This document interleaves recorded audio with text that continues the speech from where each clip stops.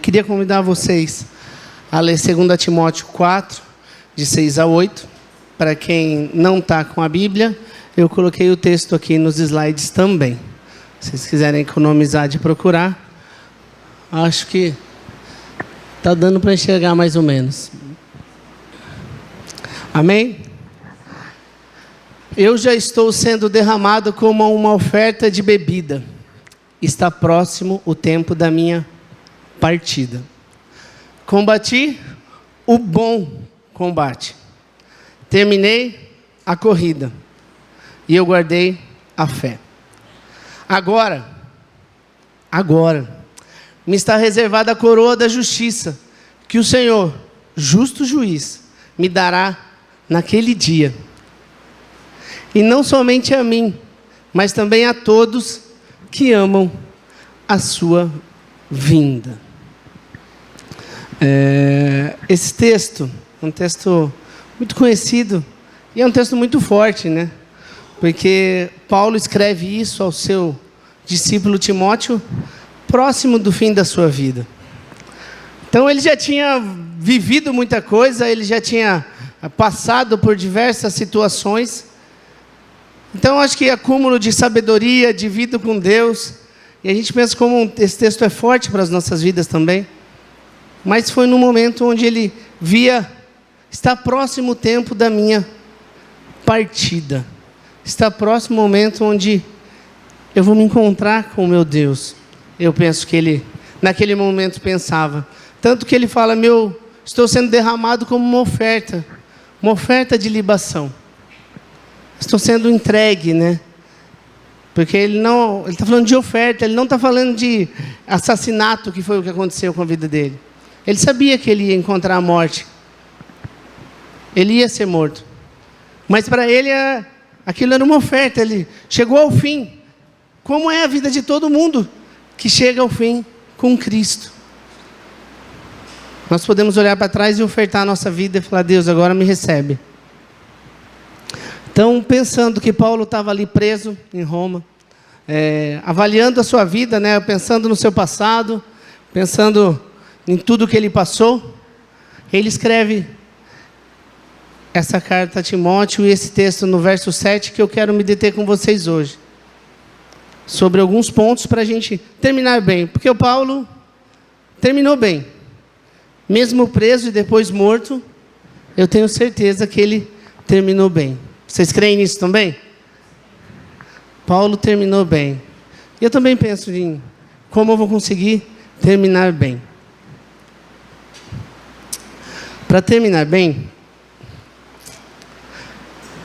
eu penso que, como o Paulo falou, combati o bom combate faça o seu melhor. O seu melhor. Porque Paulo, ele não disse que eu venci todos os combates.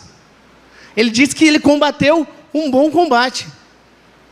Eu penso que em alguns momentos ele não conseguiu aquilo que ele queria. Em alguns momentos ele não alcançou tudo o que ele desejava. Em algumas lutas ele perdeu. Mas eu penso que ele tinha muita confiança em que ele fez o melhor dele. E você, tem feito o seu melhor? Temos feito o nosso melhor?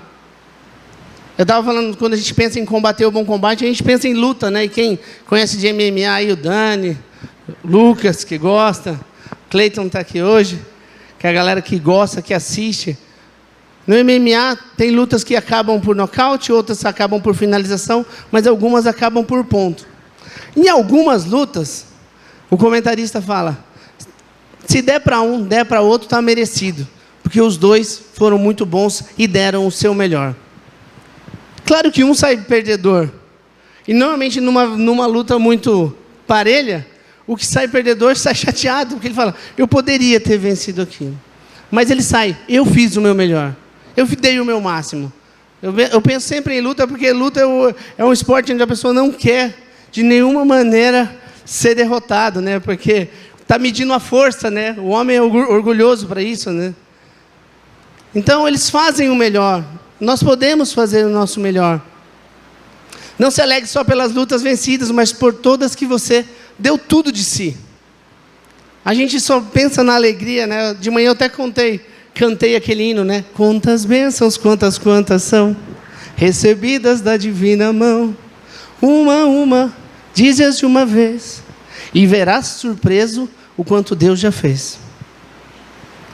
Porque a gente às vezes só contabiliza aquilo que é bonito, que é legal, mas quando a gente vê que mesmo as lutas perdidas, mesmo aquilo que a gente não alcançou como a gente queria, a gente vê a mão de Deus na nossa vida. E eu contei uma história de manhã, para os engenheiros elétricos talvez, né, Lucas? Thomas Edison, ele inventou a nossa lâmpada incandescente. Depois de 700 tentativas, um dos auxiliares dele falou assim, cara, eu acho que a gente não está dando passo nenhum, está na hora a gente desistir disso. E ele fala, como assim? Nós já demos 700 passos para o sucesso. Agora nós sabemos 700 formas de não fazer uma lâmpada.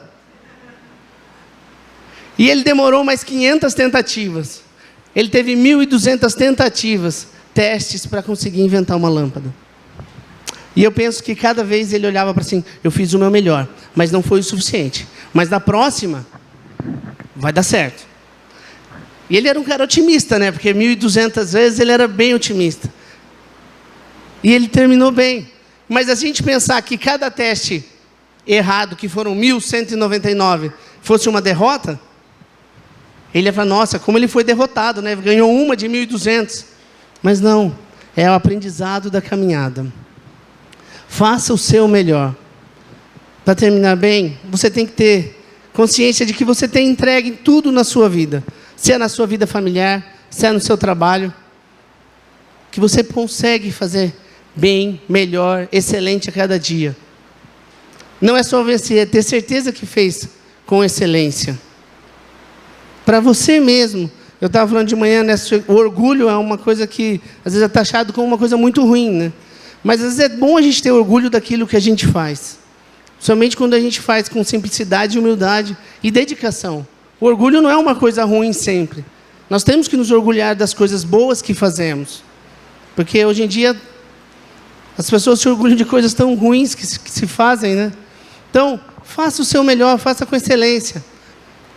John Maxwell, um pastor e escritor que escreve bastante sobre liderança, e ele fala assim, ele tem um livro que tem esse título, às vezes você ganha e às vezes você aprende.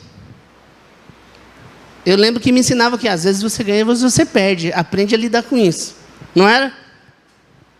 E eu gosto disso. Às vezes você ganha e às vezes você aprende, você consegue ir além. Da próxima vez, como Thomas Edison, você vai fazer diferente. Você vai implementar algo novo na sua vida. E de manhã eu estava falando que eu estou no segundo filho ainda. A cara da minha mulher. E como quem tem mais de um filho, eles são diferentes, né? Eu falo que o Caio, ele tomava remédio tão fácil. Se aparecia com a seringa de dipirona, ele já abria a boca. O Pedro, eu seguro a Juliana, tampa o nariz dele, abre a boca e se deixar ele gospe o remédio. Porque são diferentes. E eu penso que a gente vai aprendendo cada dia com os nossos filhos. Eu falo que eu aprendo cada dia como ser melhor em cada coisa que eu não imaginava antes. Com paciência, com cuidado, com estar lado a lado. Porque eu penso, se a gente quer ter uma família que termine bem, a gente tem que aprender todo dia, fazer o nosso melhor. E não é os insucessos do dia a dia. E a gente tem bastante dificuldade como família, como casal. A gente não pode negar isso. Mas a gente tem que pegar isso que às vezes não está dando certo, rever e, não, vou fazer melhor. Vou ir além da próxima vez. No trabalho, né? Nem sempre a gente consegue da primeira vez. Estava falando sobre atividades manuais, onde estava falando com os jovens, estava falando do Otávio. Falei para ele, hoje é mais fácil para você cortar o cabelo do que anos atrás. Até o meu cabelo, hoje ele corta conversando, já não pergunta mais como que é. Por quê? Com a prática, cada dia vai ficando mais fácil. E eu penso que na nossa vida é como um trabalho manual. Se a gente se presta atenção e que a gente quer fazer melhor, Com o tempo, aquilo vira uma rotina, aquilo lá vira uma prática normal na nossa vida. E a gente vai fazendo cada dia melhor. Oi, errei, botão. Cristo, quando você entra nessa família, você aceita Ele como seu Senhor, seu Salvador, Ele fala, amigão, agora você está no meu time. E Ele te envia para a batalha do seu reino. E o louco é que o reino de Deus tem uns propósitos e a forma dele muito excelente.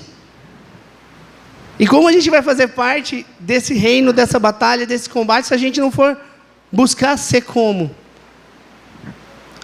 Porque qual é o propósito maior de Cristo, do seu reino? Salvar a humanidade. E propor que essa humanidade tenha um bem-estar. Porque todos os ensinamentos de Cristo só nos faz melhorar. Porque se você conseguir perdoar todo mundo que te agride, amar todo mundo que te odeia, orar por eles e fazer o bem, você está num propósito excelente do reino de Deus. Eu vou citar agora, a gente vai agora viajar em algumas citações de Paulo, em vários textos, em cima do que eu tenho proposto. Assim quer vocês comam, bebam, façam com qualquer outra coisa, façam tudo para a glória de Deus. E eu fico intrigado com esse texto, quando ele fala, comam e bebam, né? Daí ele ficava, come e bebe para a glória de Deus, né? Mas ele quis dizer que, na atitude mais simples, que é comer e beber, até as mais complexas, ele pega a mais simples, para te falar, em tudo na sua vida, o que você fizer, faça para a glória de Deus. E em alguns momentos na sua vida, você talvez já foi confrontado por bem, quando você era diferente, e as pessoas falaram, você é crente, cristão ou evangélico? Em alguns momentos isso já aconteceu na sua vida, com certeza. As pessoas acreditam que o cristão é diferente também. Pelo menos isso era uma máxima muito forte, onde o cristão fazia as coisas com excelência, com amor, com cuidado, com verdade. Então, Deus tem buscado, Ele tem nos colocado na linha de frente também desse combate. Então, para terminar bem, se a gente também está nesse contexto de igreja, nesse contexto de comunidade, andando junto, temos que fazer com excelência tudo que nos propomos. Tanto que, em toda luta, tem regras. Né? A mentira, o engano e a corrupção não devem fazer parte da nossa forma de lutar. Todo esporte tem regra. O futebol agora tem o VAR. Para atrapalhar o Corinthians. Nossa. Porque agora vai olhar na TV, né, Dani? Acabou a farra para vocês. Todo esporte, todo combate tem regras. Até mesmo no Vale Tudo, como era falado, o enfiar o dedo no olho não podia. Né? Na época do Vale Tudo, onde valia quase tudo. Então, alguma regra existe. E para as nossas vidas, nós temos um livro de regras. Levanta aí, Sol. É isso que direciona a nossa vida. E mentira, engano, corrupção não faz parte dela. Eu peguei esses pontos, porque às vezes nós queremos terminar bem, ou parecer bem, ou fazer o nosso melhor, mentindo, enganando, corrompendo. Isso no esporte às vezes chama doping. Trapaça. Na nossa vida, a trapaça não pode fazer mais parte. A verdade tem que ser o nosso norte, a nossa direção. Não mintam uns aos outros, visto que vocês já se despiram do velho homem. Lembra aquele que a gente era? A gente já tirou aquela roupa, a gente não veste mais aquilo. Com suas práticas. E nós se revestimos do novo. Você é um novo homem, uma nova mulher. Faça o seu melhor, mas diante daquilo que Deus também determina para a tua vida. Aquele que roubava, não roube mais. Aquele que mentia, não mente mais. Aquele que adulterava, não adultere mais. Não quer dizer que isso não fazia parte da nossa natureza. Mas se encontramos com Cristo, algo novo tem que acontecer. Faça o seu melhor. O seu melhor. Talvez o meu melhor não é igual ao do Jonas. Talvez eu nunca seja tão bom quanto ele em algumas coisas. Mas eu tenho certeza que eu faço o meu melhor. Né? A gente sofre muito na vida porque a gente se compara. Muito. E o nosso melhor parece que nunca é suficiente, porque eu sempre vou me baseando pelo outro. E cada um tem o seu limite. Eu sempre penso na minha família, e eu penso naquilo que eu passei com os meus pais e o que hoje eu vivo com os meus filhos, né? Eu não consegui ser como meu pai. Mas eu sei que hoje eu sou o melhor pai que eu consigo ser. Porque eu também acho que eu vejo meu pai de uma forma muito heróica. Então a gente às vezes se baseia e não consegue, se deprime e a gente daí não termina. Muito menos bem. A gente vai deixando pelo caminho nossas famílias, nossas profissões, porque não temos aquilo que a gente quer no trabalho, não temos aquilo que a gente almejava na faculdade, e a gente vai deixando. Eu confesso para vocês que eu estou fazendo um curso de engenharia elétrica, eu estou no último semestre, e está sendo bem penoso para mim. E se não é a Juliana me cutucar todo dia, falando, você vai terminar esse curso? É difícil. Mas a gente tem que ir além. A gente tem que se esforçar um pouquinho mais. Fazer o nosso melhor. Então, para terminar bem, faça o seu melhor. Não faça igual ao outro. Faça o seu. Aquilo que Deus te deu capacidade de fazer. Que isso vai se chamar excelência, quando você fizer o seu melhor. Para terminar bem, não pare no meio do caminho. Que nem o slide. Foi. Terminei a corrida. Paulo está falando, eu cheguei no final. E essa corrida, né, carreira em algumas versões, no texto grego, dá alusão a uma jornada longa. Uma maratona, uma ultramaratona. Porque esses dias eu descobri que existe uma ultramaratona. Pessoas que correm 100 quilômetros, né? A distância da corrida é do tamanho da satisfação de completá-la. Pensa comigo. Eu acho que eu devo conseguir correr uns 500 metros, sem infartar. Mas eu já corri 10 quilômetros. E eu lembro a primeira vez, isso no quartel, quando eu tinha 18 anos, faz uns 20 anos. Quando eu corri 10 quilômetros, porque essa é uma marca, né? Legal. Eu me senti muito satisfeito. E quem já correu, sabe disso. Porque você começa na corridinha, porque corrida começa com 5 quilômetros, né? Tipo, menos que isso, o pessoal já desconfia. Então, você corre 5 quilômetros. Daí você corre 10. Daí, na hora que você corre 10, você já fica...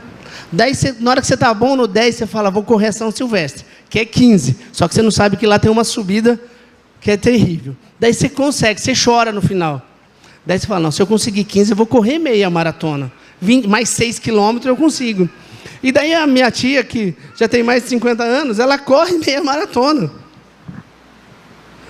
E ela, tanto ela como um primo meu, eles falaram da emoção de você terminar uma meia maratona, porque para o amador, a meia maratona já é muito legal. Porque a maratona é 42 quilômetros, gente. Vou daqui em Limeira correndo. É demais. E daí quando eu penso que alguém corre 100 quilômetros, e eu penso nisso, que quanto maior a jornada, maior o prazer quando você termina ela. Né? Tudo que a gente faz com um pouquinho de sacrifício, quando a gente termina, dá um prazer. Quando você limpa a sua casa de fio a pavio, né? E é horrível quando as mulheres fazem isso, porque daí a Juliana não deixa eu sujar nada. Porque toda vez que a mulher limpa, faz faxina na casa, ela acha que tem que ficar daquele jeito uma semana toda. Não é isso? Estou errado, mulheres? Ela fica, não, mas você já vai sujar aí? Não entra aí, né? Tipo, põe uma pantufa. Porque é isso, né? A alegria de terminar algo que às vezes dá um certo trabalho. A Sol falou um grande trabalho. Então, não pare no meio do caminho. Termine a corrida. No caminho você vai encontrar obstáculos, dificuldade. E eu vou falar para vocês, ficar parado, desistir, não consegue remover essas dificuldades, esses obstáculos.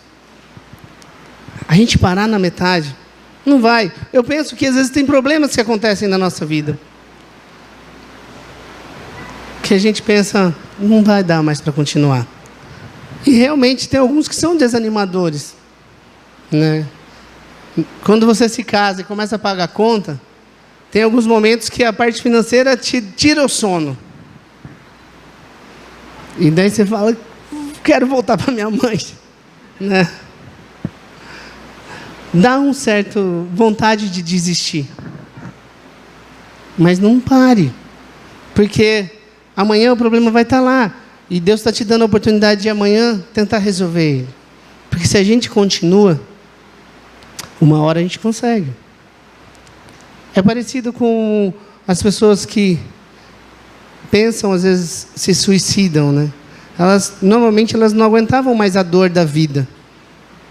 Não era nem só a vida, era a dor que ela passava. E quando elas desistem da vida, né, por causa da dor, elas não vão ter mais chance de resolver aquela dor e nem de ter uma nova vida. Na nossa vida é assim também. Vai aparecer obstáculos, vai aparecer dificuldades. Mas não pare no meio do caminho. Paulo conseguiu chegar ao fim. E eu falo, ele foi um cara que teve muitos obstáculos. Naufrágios, prisões, apedrejamentos, perseguições. Porque eu fico pensando que ele era o cara que fazia isso, né? Quando ele virou casaca, virou para outro time, com certeza Paulo era muito odiado. Era tipo um palmeirense virar corintiano. Dá, Anderson? Não dá? É mudar de time, avesso. Então ele sofreu muito. E ele escreve em Filipenses, esquecendo das coisas que ficaram para trás, e avançando para estão adiante de mim, prossigo para o alvo.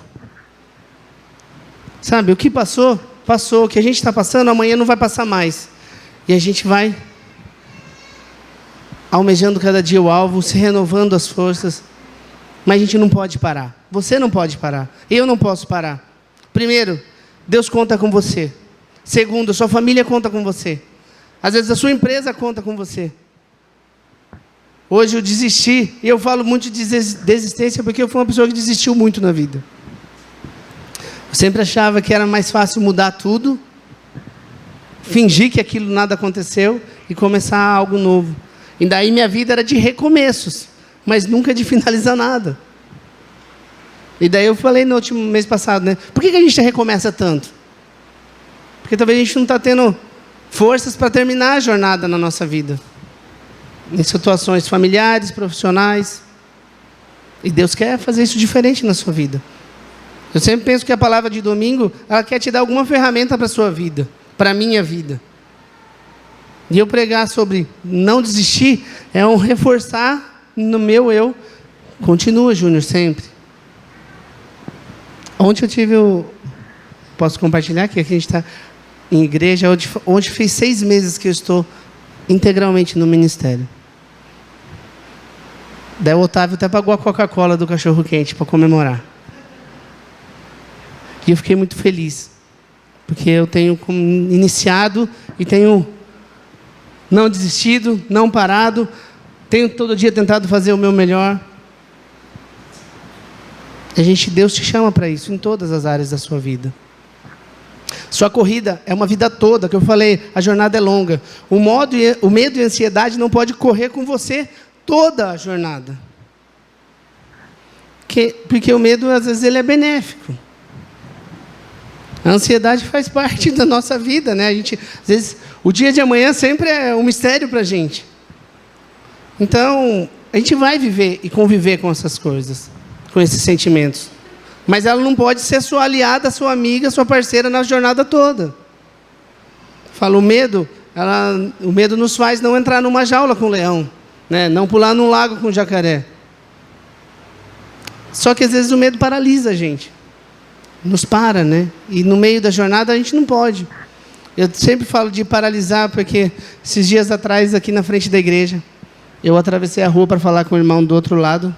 O Caio me viu. E ele saiu correndo. E daí, na hora que eu estou conversando, eu escutei assim, papai. Eu estava olhando para lá. Eu virei, eu vi a rua vindo um carro muito rápido.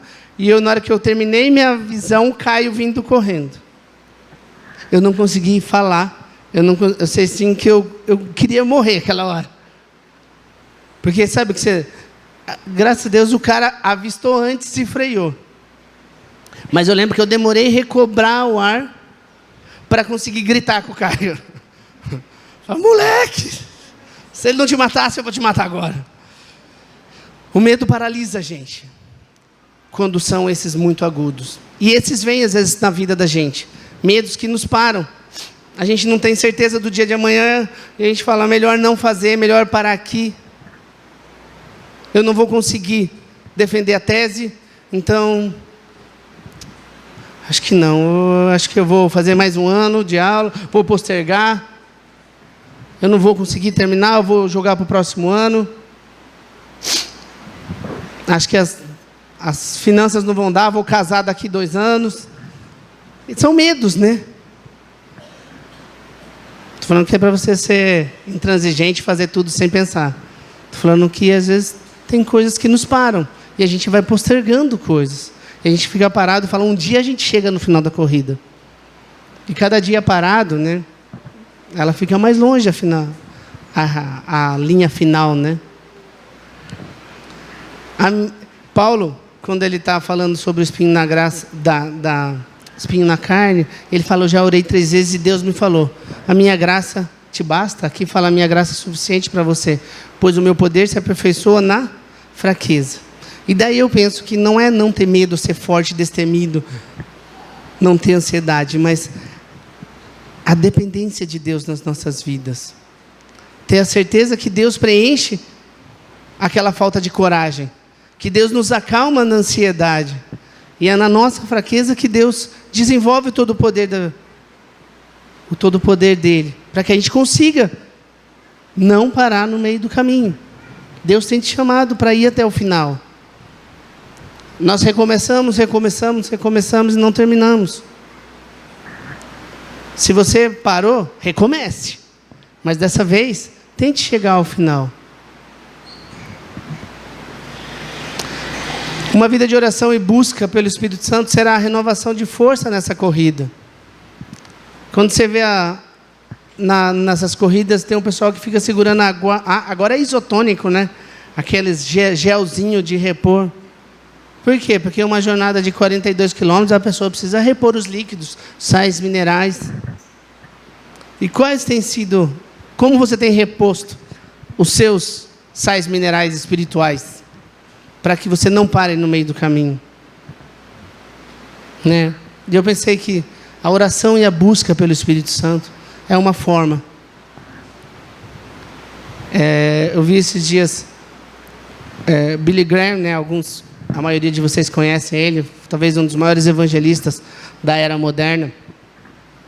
E ele, 80 anos de ministério, acho que é uma das pessoas que mais conheceu países na história, conversou com muitos presidentes, foi sepultado aonde só se sepulta presidentes. Então, era uma pessoa de honra, de glória.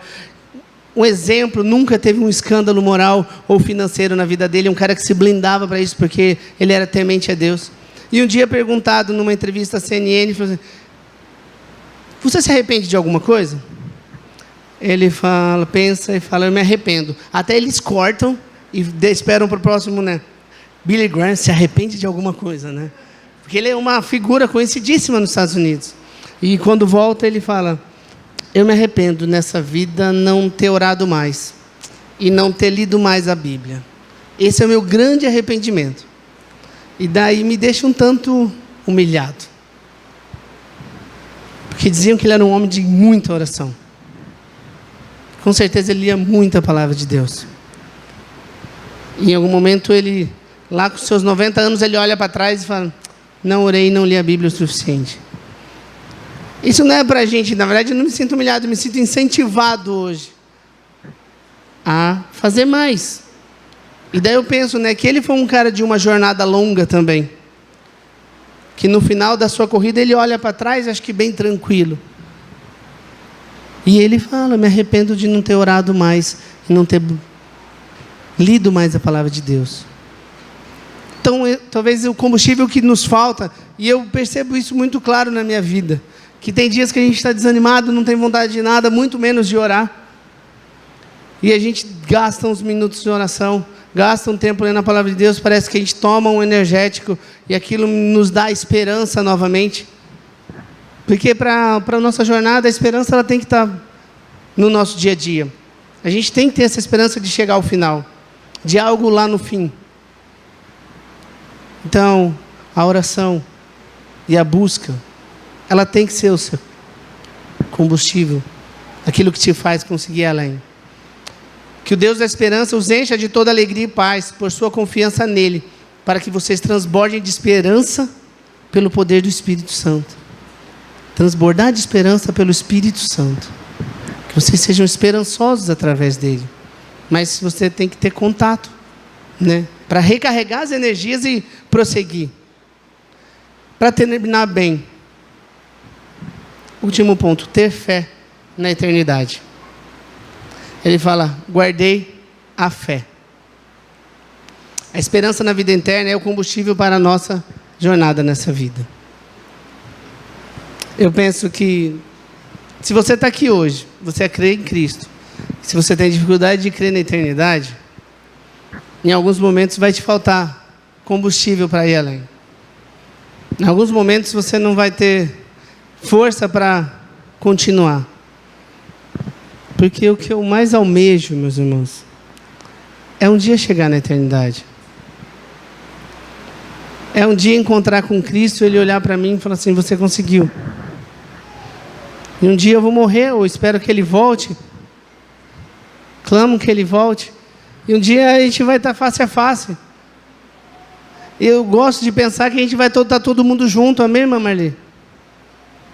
A minha Marli, ela tem esse pensamento, ela sempre fala isso. Eu quero ir para o céu, mas eu tenho que levar um máximo de gente junto comigo. E a gente tem que ter essa esperança na eternidade. Ter fé que o céu não é uma promessa. O céu é uma verdade. E é para lá que Paulo foi, que Billy Graham foi, que a Ivonete foi, que a Lecilda foi. Aqueles que já descansam no Senhor. Foram para se encontrar com Cristo. E é essa fé e essa esperança que eu tenho que abastecer todo dia na minha vida. Seu compromisso com a fé, seu desejo pessoal de servir a Cristo te faz um guardião do Evangelho. Você, quando Paulo fala, guardei a fé, que eu tenho fé na eternidade, mas você, no pessoal, porque às vezes a gente vem no grupo, né, todo domingo está aqui, e o louvor estava lindo hoje, viu gente? Cada dia vocês estão melhor. Estava uma bênção. E no coletivo a gente vem e canta e está bonito. E o William pula, a gente se empolga. Traz uma alegria, traz uma... Então no coletivo a gente está aqui, mas e você, Sol? E você, Josimar? Como está o seu compromisso com a fé em Cristo Jesus? Nós temos fé na eternidade, mas não pode ser uma coisa coletiva, a princípio. Ela parte de uma fé individual.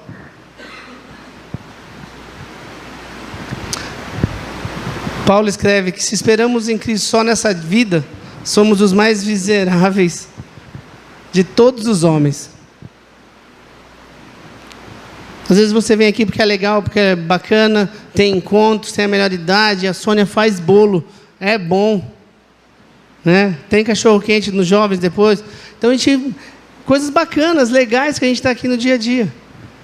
Mas se a gente não pensar na eternidade, que a gente um dia vai estar diante do justo juiz, como diz o verso 8, e ele vai te entregar a coroa. Você vai estar pronto para receber a coroa e falar assim, ó, não, eu combati o bom combate, terminei a minha corrida e eu guardei a minha fé. Deus te chama para isso. Deus também te chama com um compromisso como igreja. Te ajuda seu compromisso na igreja, como igreja, te ajuda na jornada da fé. Caminhar junto é essencial para o sucesso. Uma coisa que eu aprendi na caminhada, principalmente com o meu pastor Léo, que a igreja é igreja, não existe desigrejado. Se você não está aqui, você não é uma igrejinha fora. Você pode até acreditar no Cristo como Salvador, mas você não faz parte daquilo que Ele realmente planejou para a sua igreja, para o seu povo. A gente tem que estar caminhando junto. O Léo sempre dá o exemplo de um dedo fora do corpo, logo vai morrer. E eu penso que talvez você não seja só o dedo aqui, talvez você seja o coração, um rim, um fígado, órgão vital para que esse corpo não pare. Sabe, esse dia eu estava pensando nisso, né? Que o Léo sempre dá o exemplo do dedo, né? Só se o cara for guitarrista, né? Mas vai que o cara não é guitarrista, está tudo bem, fica sem um dedo. Mas se você for um órgão vital para essa igreja, se você é o coração, se você é o pulmão, o rim, o fígado, e a gente tem dificuldade de arrumar transplante aqui, não vai ser fácil te substituir. Então, o seu compromisso como igreja é essencial para que a gente caminhe junto. Melhor serem 2 do que 1, porque quando você cair, tem outro para te levantar. Quando tiver frio, que não é o dia hoje, vai ter alguém para te aquecer, para te ajudar. E a paga vai ser melhor, maior. Que a paz de Cristo seja o juiz em seu coração, no nosso, visto que vocês foram chamados para viver em paz, como membros de um só corpo. E sejam, eu gosto desse texto porque ele fala, e sejam agradecidos, sejam felizes, sejam gratos por fazer parte dessa igreja. Às vezes a gente acha que as pessoas têm que ser gratas porque eu venho aqui. Porque eu toco teclado super bem, eu canto super bem, né, cara? Por isso que eles têm que me querer aqui. Eu dou aula para as crianças, eu coordeno a IBM. Eu sou muito boa, não é só. Então as pessoas têm que me desejar aqui. Não, fala que a gente é um só corpo. E que a gente tem que viver em paz. E a gente tem que ser agradecidos por fazer parte. Eu sou grato por fazer parte dessa igreja junto com vocês. Eu sou feliz por fazer parte dessa igreja junto com vocês. Eu me alegro todo dia quando eu chego e vejo tanta gente bonita, legal e abençoada por Deus. E é uma bênção a gente poder caminhar junto. E a gente guardar a fé junto. E se você crê na eternidade, meu irmão, você tem que acreditar no poder transformador do Evangelho, que está na tua mão.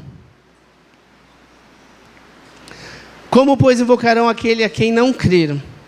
E como crerão naquele que ainda não ouviram falar? E como virão se não houver quem pregue? Temos quem pregue aqui. Isso é uma bênção.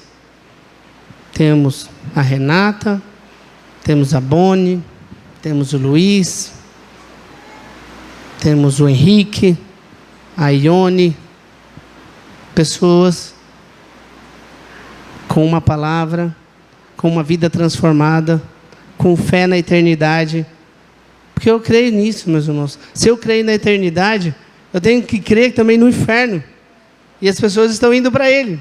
Aqueles que não creem em Cristo Jesus, que não estão aqui com a gente, estão indo para o inferno. Então, a minha fé na eternidade me faz acreditar que o Evangelho é transformador, então, e esse Evangelho está nas suas mãos. Deus quer fazer algo na sua vida, através da sua vida, na vida das pessoas do seu lado. E não há como terminar bem, não há como terminar melhor, não há como terminar de uma forma mais excelente do que um dia se encontrar no céu. Se encontrar com Cristo e falar, guardei a fé. Para terminar bem, faça o seu melhor. Para terminar bem, não pare no meio do caminho. Nunca.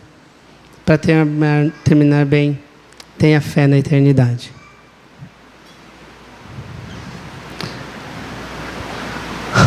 O último versículo nos fala aqui. Agora. E ele não tinha morrido ainda, mas ele tinha fé, a certeza. Agora. E agora, para vocês também.